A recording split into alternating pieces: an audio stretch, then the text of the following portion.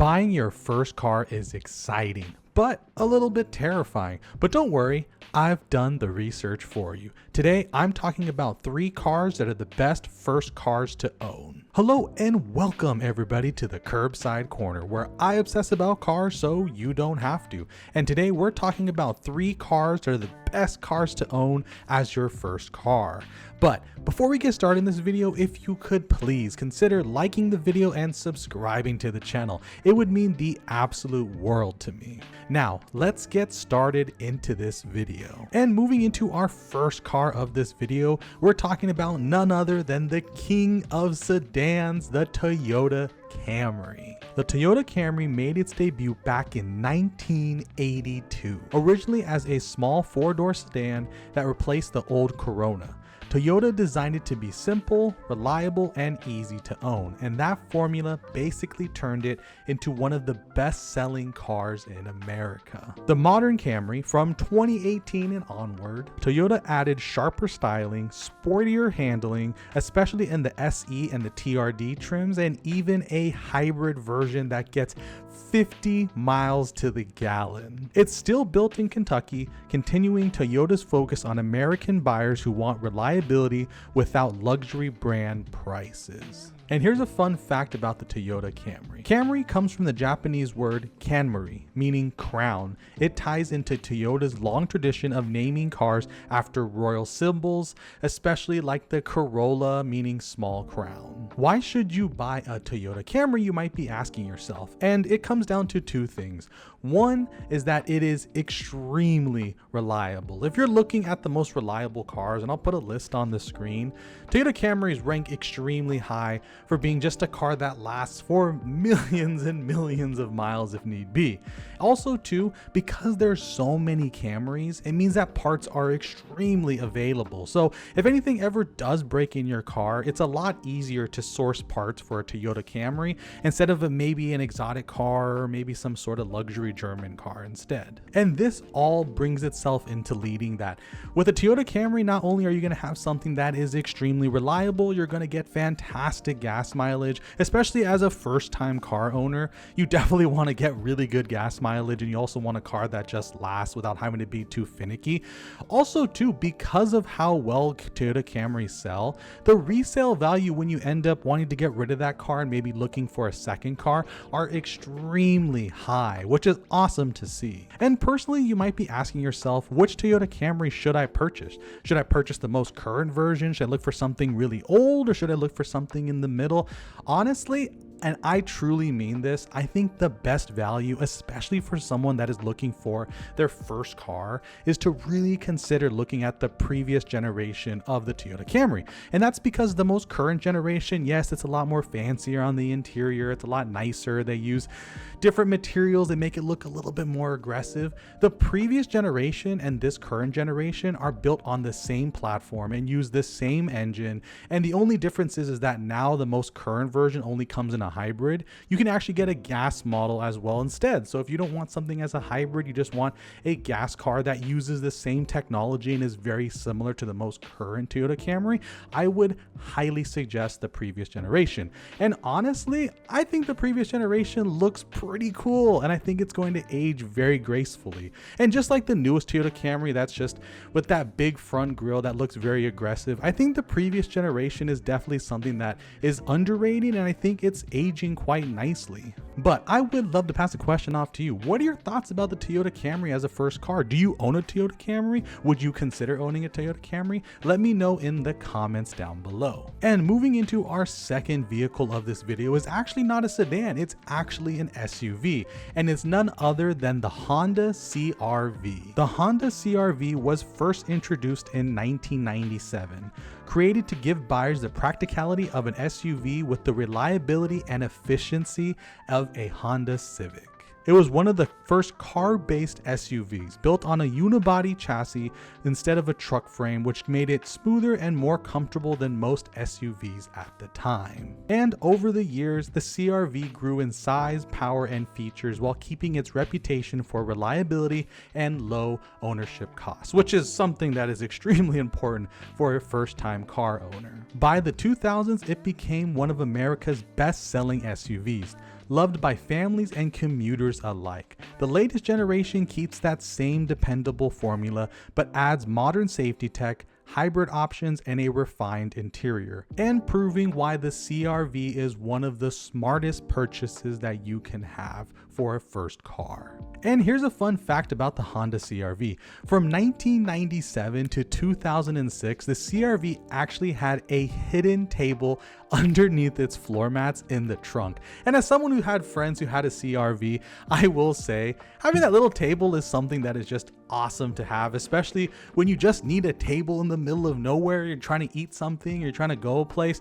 Having that table, I think, is so freaking cool in a CRV. And you might be asking yourself, why should you consider buying a CRV? And honestly, what I tell most people is if you're looking for an entry-level starter SUV, especially if you want maybe a Honda Civic that's maybe off the ground, a little bit higher up so you can see your surroundings, a little bit bigger and can carry more people, I think the Honda CRV is a fantastic first car, especially for someone who doesn't want a sedan like a Toyota Camry, but maybe they're looking for something instead as an SUV. I think the Honda CRV is a fantastic choice. And the second question you might be asking yourself is, what year should I consider buying a CRV? And here's a few things that you should know about the Honda CRV as of recently. In 2023, it actually got a refresh that actually has a more aggressive front end. It's looking more boxy.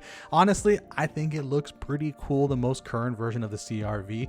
But if you're looking for a first-time car, I actually wouldn't suggest the CRV 2023 facelift. I would actually look for a late 2010s, early 2020s model, because with that you're getting the value of, yes, it doesn't look as aggressive and as nice as the most current version of the Honda CRV, but what you're actually getting with the Honda CRV, the previous generation, is you're getting something that has been depreciated because the newest models are already out, but you still get a whole host of features with a Honda CRV, but you're still getting a lot of valuable value in the car with getting a previous generation older facelift CRV. As someone who is a first-time buyer of a car, I would highly suggest let those other people purchase the new CRVs, the one with the fancy, all the bells and whistles.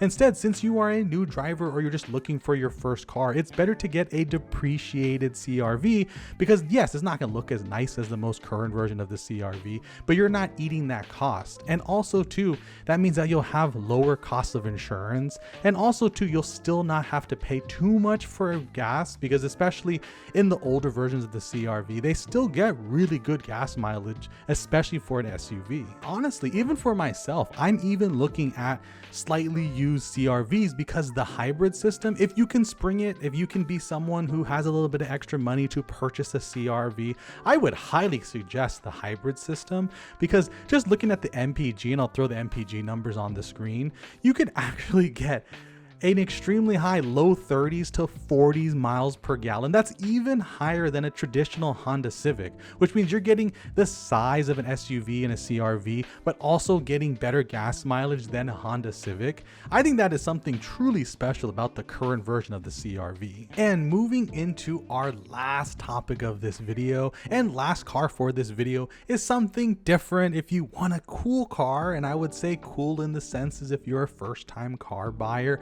and you're looking for something that's different than a Toyota Camry or a safe bet like a CRV, if you're looking for something that's a little bit fancier, I would highly suggest purchasing a Lexus ES. The Lexus ES debuted in 1989 alongside the flagship LS400, helping launch Toyota's new luxury brand in the US. It was designed to be the comfortable, refined side of Lexus, a smooth, quiet sedan focused on luxury over sportiness. The early ES models shared parts with the Toyota Camry, as I talked about earlier in this video, which meant bulletproof reliability wrapped in a more upscale package. Through the 1990s and the 2000s, the ES became known as the safe bet luxury car, offering leather, wood trim, and V6 power without the headaches of owning a German brand. Recent generations added sleeker styling, advanced safety tech, and even hybrid options. And you might be asking yourself why you should consider buying a used Lexus ES. I'm not talking about a new Lexus ES. Those are going to be really expensive and completely high on the budget. Unless you have unlimited money, then this video honestly isn't even for you. But honestly, I will say if you're looking for an entry-level luxury car that's a little bit different, that's actually something that's cool, I would consider purchasing a Lexus ES. It's very similar to a Toyota Camry, so parts inside of it are going to be a lot cheaper than the German competition. The second thing too is honestly, I think that ESs ride incredibly smooth and they're very quiet inside the cabin because you have those extra features that you don't get with a Toyota Camry. And a little bit of a fun story about myself is actually my first car was an entry-level luxury car that was highly depreciated. It was an older one. It had high mileage, but honestly, I think it was a fantastic choice. My first car was an Acura TL 2000, which I think was fantastic. It really dates myself because that car came out in 2000. But something I find awesome about the car was, even though when I bought the car, it was already 11, 12, or 13 years old from when it came out, that car still had better features and was more luxurious than even Honda Civics at the time and Honda Accords at the time. For myself, I was looking for a cool car that had some luxuries in it. It was also extremely reliable. I would honestly highly suggest looking at a depreciated, older, much older, and maybe not this current generation of the ES, maybe the generation previous, but looking at a Lexus ES as your first car because it's basically a Toyota Camry dressed up in a suit, but that suit is a fantastic suit. We're talking about like a Giorgio or Armani suit. But honestly, I think that the Lexus ES is a fantastic, cool car for your first car if you're looking for a reliable, awesome first car. And in summary, honestly, I think that any car can be a great first car. As long as it gets good gas mileage, is reliable, and it's also very cheap to fix, I think that any car can be a reliable first car. But I would love to pass the question off to you. What was your first car? Was it something on this list? Was it something different? Are you still looking for a first car? Let me know in the comments down below. But as always, my name is Eric. Thank you so much for pulling up to the curb, and let's keep talking cars.